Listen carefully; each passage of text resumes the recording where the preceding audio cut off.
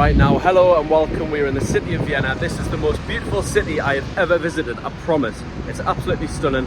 But anyway, come along and explore it with me as always. Let's go.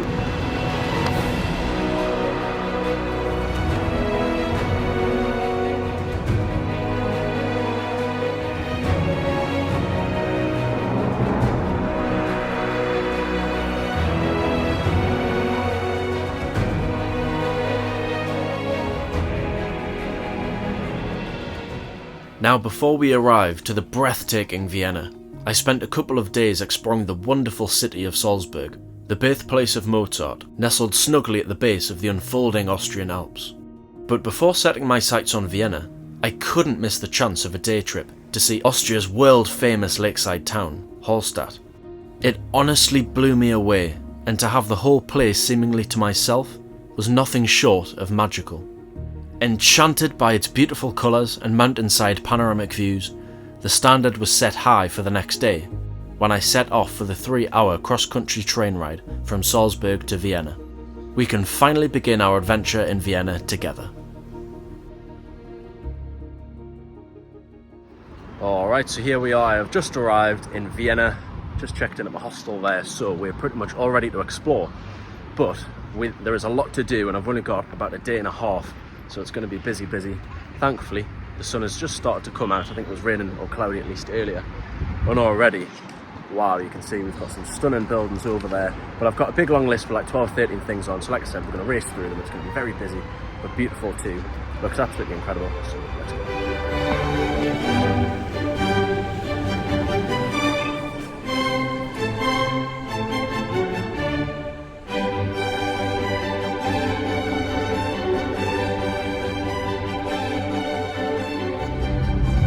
Right now, I'm a bit lost already. I've spotted a beautiful church dome over that way. There's also something that looks like a very interesting building just there. So I think I'm going to take a gamble, go this way, and let's see what we find. Wandering along, I couldn't help but crack a little smile when I stumbled upon the Academy of Fine Arts building. Impressed by its incredible symmetry, and placed behind a tall bronze monument of a proud 18th century German poet. Though I have no idea if it's actually open to the public, I decided I'll try my luck anyway. Greeted at the entrance by 2 centaurs, and of course its Romanesque-like columns, the facade of the building was also adorned with a staggering amount of cute little statues. Now, as I make my way inside, if you want a really cool bit of history, Adolf Hitler, yes that's right, moved to Vienna in 1908, and it was always his ambition in youth to become a professional artist. I wish I had have known this at the time, that it was this very art school which rejected him twice. And I can't help but wonder if the course of history may have changed right here, had he become a professional artist. Anyway, enough about evil fascist dictators. I successfully managed to sneak inside, and I'm glad I did. Golden roof, fancy pillars and marble engravings, enough to charm anyone, so I wander around the building begrudgingly with imposter syndrome, feeling like I'm somewhere I shouldn't be. So it's back to the streets, as I spot the next lucrative building, but I'm spoiled for choice, and can't quite make my mind up of which direction to go. But as I'm teased by the city's grandeur, I make my way around this massive building to where I think you'll be just as impressed as me. Right now, I'm not even joking. I've just turned the corner and just went... Take a look at this. It's absolutely stunning, isn't it? We've got this beautiful statue here. I think this one is it's like an art gallery. And then you would think that would be enough, but literally just facing it as well, we've got another absolutely incredible building, which is the Natural History Museum, this one. But I think this might be my favourite city already. I'm absolutely gobsmacked. It's insanely beautiful. Can't get much better than this, surely.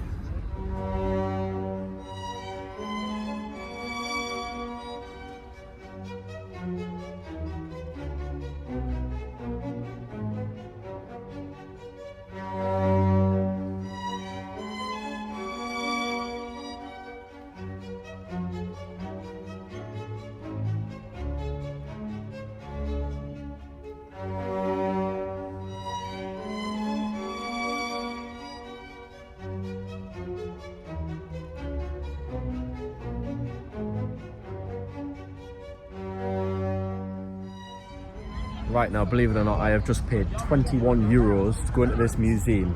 let's hope it's worth it. But I've only got about an hour and 20 minutes as well, so I'm going to be sprinting around the place, I think. Let's go.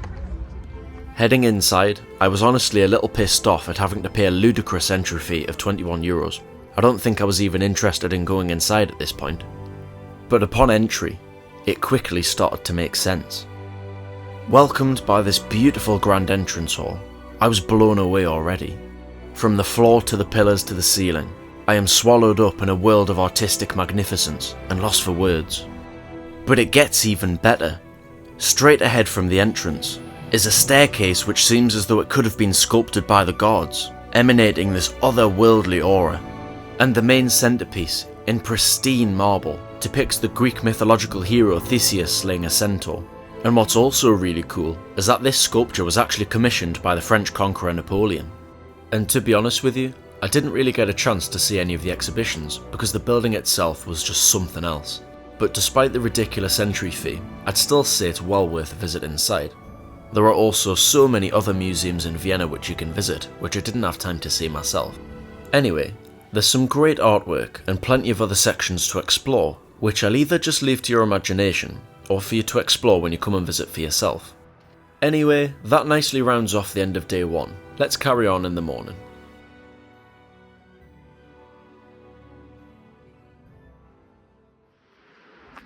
Alright, now good morning, it's day 2. We're going to pick up from where we left off yesterday, and as you can see, it's about 8 o'clock in the morning, and I'm pretty much the only one here, which is insane. This is why you've got to get up early and explore before anyone gets here. Anyway, we've got a lot to take off today, so we're going to race through it pretty quickly. There's a palace thing to start off with. There's about 1 million palaces, but we're going to start off with one of the palaces, so let's go.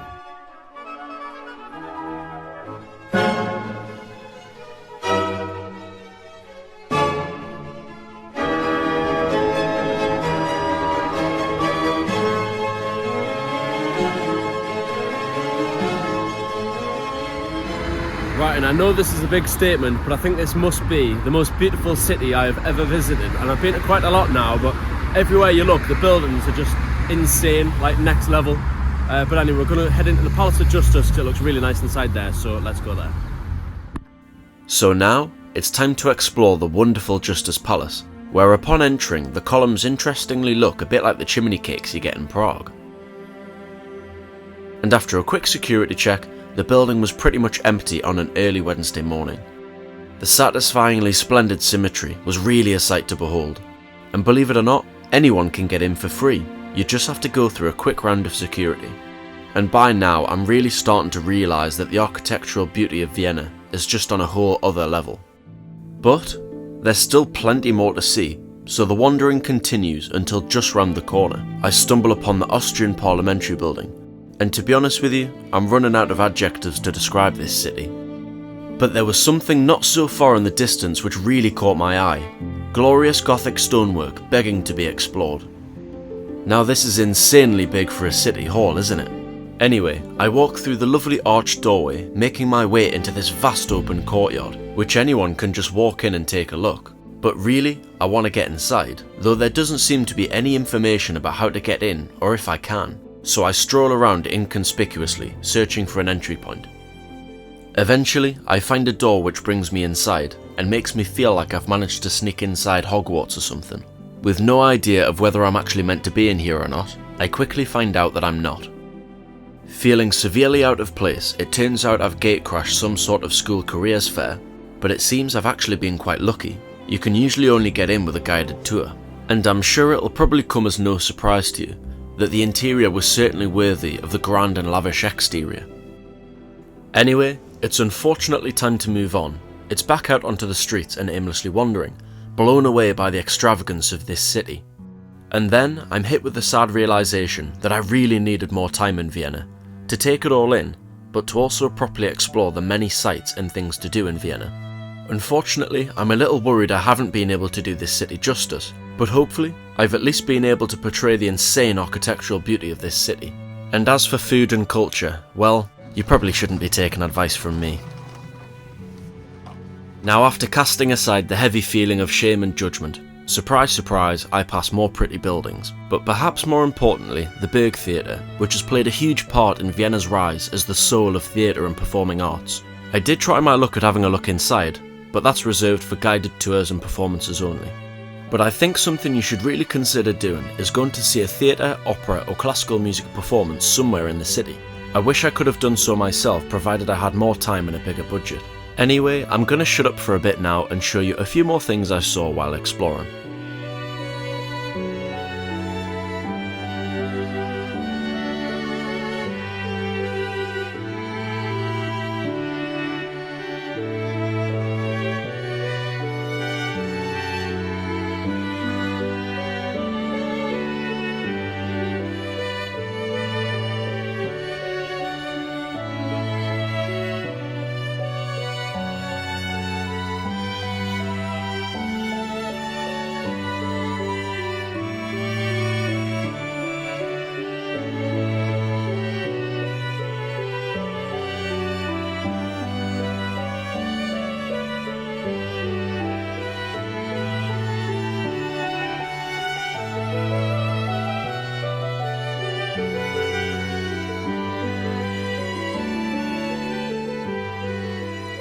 Unfortunately, I was a little naughty, went back for a nap and ended up sleeping for about 5 hours.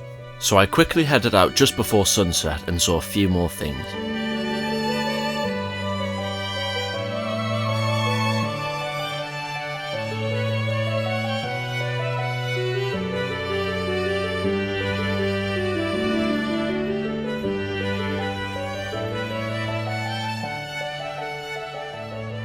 Alright, now I'm just wandering off what seems one of the main streets there, but I just wanted to say, only having had sort of a day and a half here, I've only really had enough time to sort of scratch the surface of Vienna, and as I've showed you, it is absolutely incredible, like one of the most beautiful cities I've seen, probably the most, you know, which I've already said. I think I'm going to carry on having a little wander as it goes into the night. I want to head towards the river, and then there's also St. Stephen's Cathedral, which is the main cathedral, so we'll see that in a little bit. Yeah, but just wanted to give you a heads up on that. So to draw my time in Vienna to a close, I saw the cathedral, which looked incredible, and my favourite part was probably the roof, which was decorated in beautiful mosaics. Of course, this is another must-see if you're visiting Vienna, but you can also see some classical performances inside the church, which would be pretty cool. And to finish off the video, there's a few big things I unfortunately didn't get the chance to see, such as the famous Schönbrunn Palace just outside the city, as well as the Austrian National Library, which looks incredible inside, and the Belvedere Palace and its gardens. Well, that rounds off yet another adventure anyway. I hope you enjoyed this video, and while you're still here, you should also come along with me on my adventures to Salzburg and the incredible lakeside paradise of Hallstatt. I'll also link some things like tours and experiences you can do from Vienna in my description, and you'll find the Salzburg and Hallstatt video linked at the end of this video. See you there!